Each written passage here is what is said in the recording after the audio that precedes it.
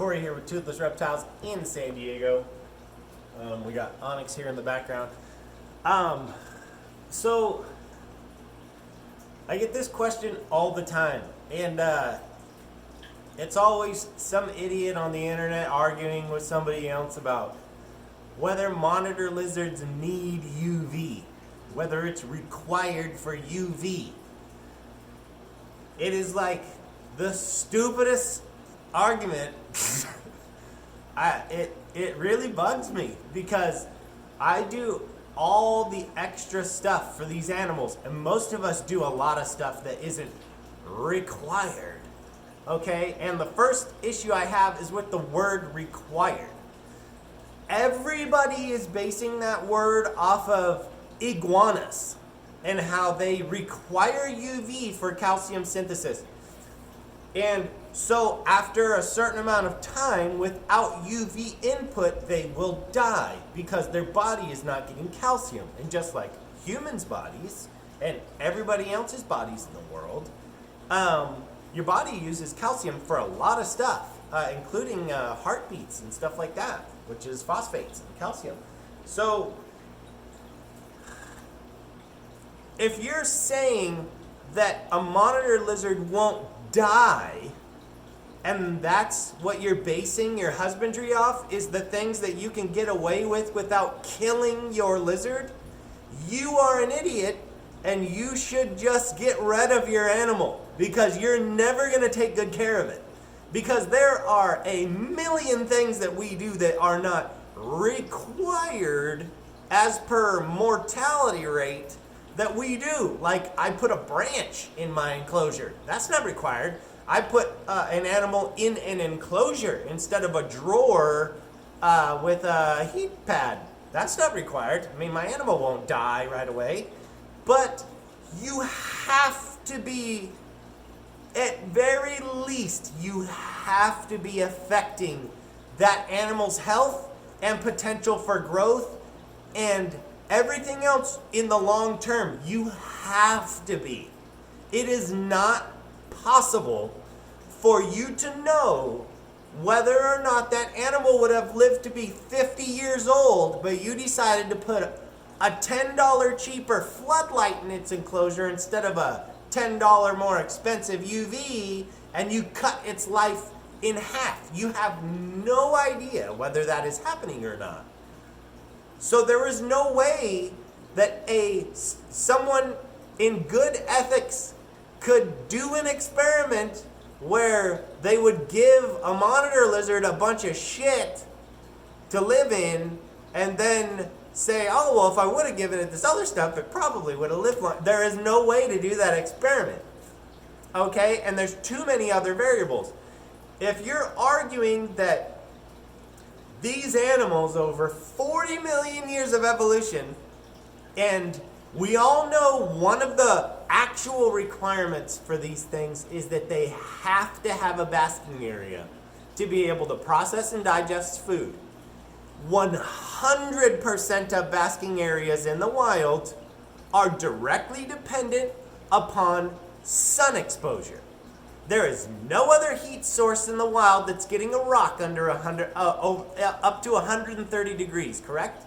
So if you're saying that over 40 million years of evolution that these monitor lizards have not figured out a way to use UV efficiently and effectively and for some other processes in their body, then you would be very, very, very wrong.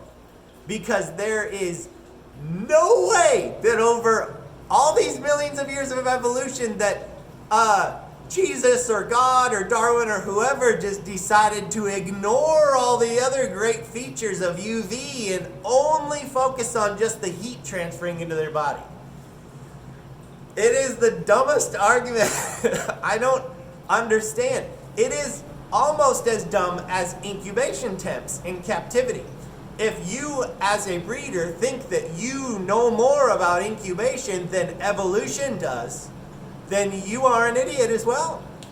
All of these lizards are laying their eggs in the high 70s for incubation, not to mention there's a nighttime cool down in nature.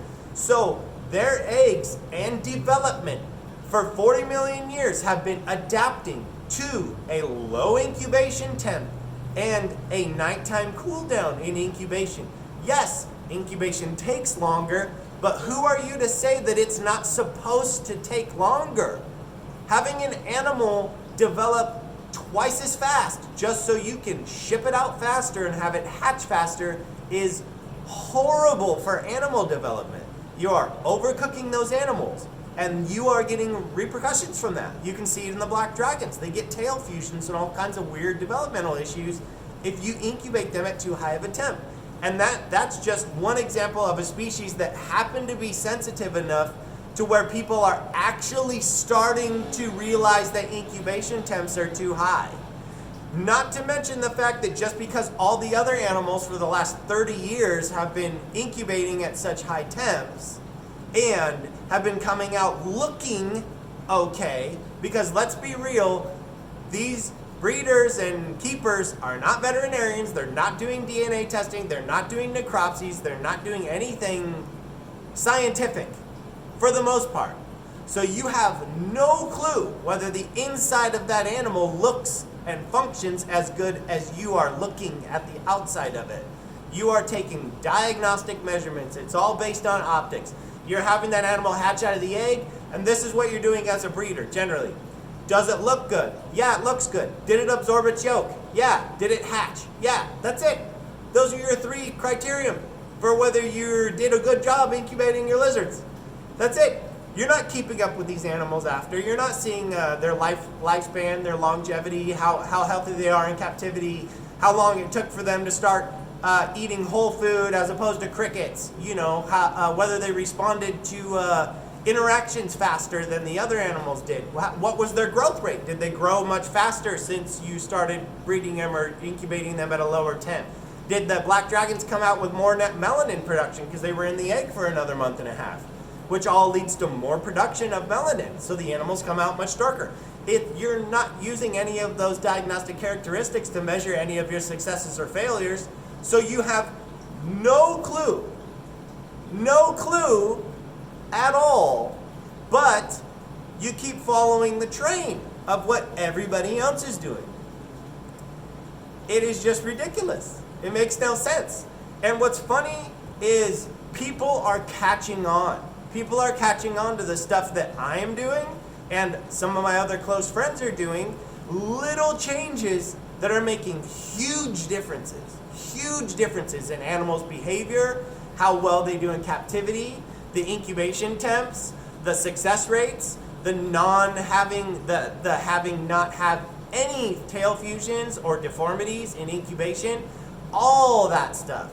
People are starting to catch on that there now is a difference in quality between breeders, and a lot of it has to do with the way you're taking care of your animals. If you come down to my facility, nobody has a facility like this. Do you think any of this is required? Do you think any of this is required? Of course not.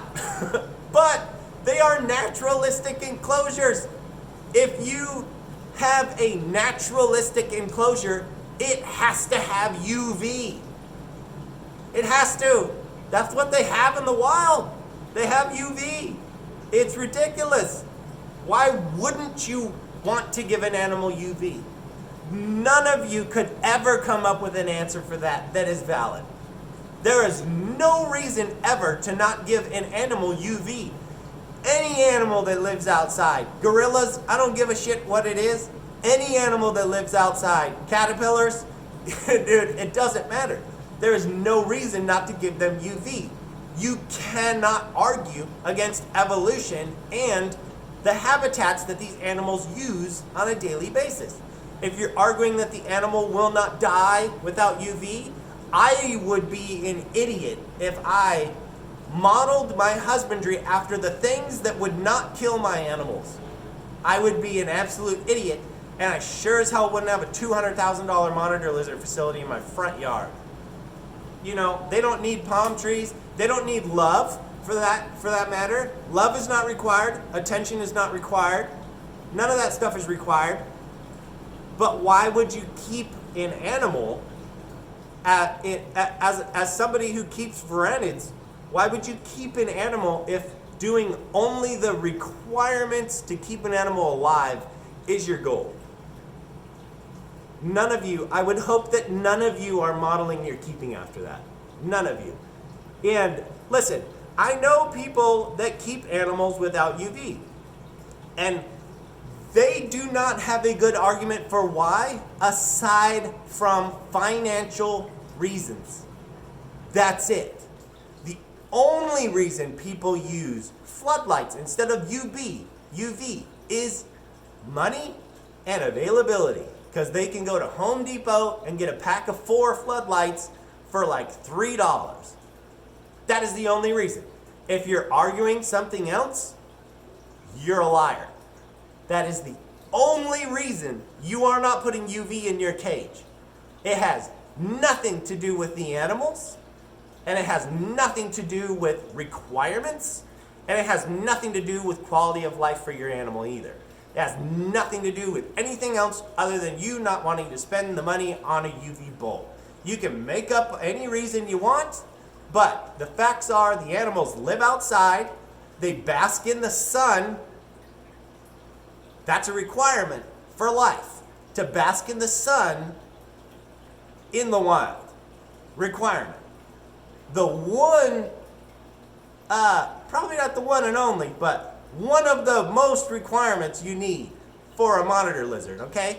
Listen, basking in the sun, eating food, drinking water. The 3 requirements for monitor lizards. Basking in the sun. There is no way that a monitor lizard can bask in the wild over the last 40 million years of evolution, or however many million years of evolution. They could not bask without the sun.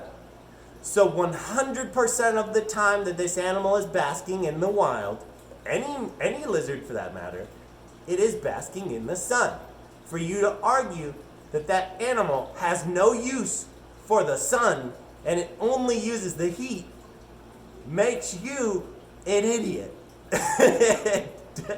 Dude, that's the nicest way I can put it. It's a horrible argument. And there are a lot of these stupid arguments that have just been floating around for years, and nobody said anything about it. Well, sorry to say, but if you're thinking about it logically, like I am, none of it makes sense. Next time somebody says animals don't require UV, I would ask them to define the word requirement, and then simply ask them if if you base your husbandry off of requirements, well, that's a horrible way to keep your lizard.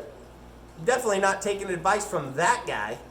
You know, that's ridiculous. It makes no sense. If I was just living my life just to barely stay alive, it's like if I went to work every day and my goal every day at work was just to not get fired, you know how soon I would get fired? And you know how miserable I would be? You know how miserable everybody at my work would be? Having to work with me knowing that I'm just doing the bare minimum to get by. That's horrible. That's horrible. And it's sad. You know? All I'm going to keep doing is leading by example. I get these questions a lot, and they are just asinine. They make no sense. That was a little bit of a rant. Sorry. You don't often see me, kind of agitated on my channel. It's not something I do. But I just wanted to throw that out there. You know, there's like a couple things that really bother me in reptile keeping and even the stuff that some of these guys that are high-end breeders do. And it's and all of it has to do with husbandry and the fact that they apparently know more about what these animals need than evolution does, and Jesus and God and Darwin or whoever. Like, it just doesn't make sense. The biology of the animal does not agree with your opinion, nor is it weathered by your opinion or swayed by your opinion. The biology of the animal and the environment it lived in for millions of years does not care what you think now that they're in a box in your home. It just doesn't. It doesn't. Just like science. Your opinion does not sway the results of science. It doesn't matter. Your opinion is not a data set. It's not a datum. You don't use it to factor into your results.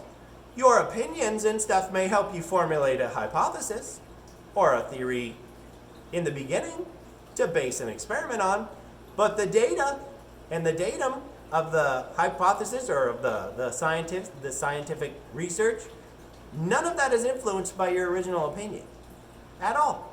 That's what's cool about science. Opinions don't matter. And what's cool about UV and flood, your opinion is the only reason you're using a floodlight. That's it. Keep thinking.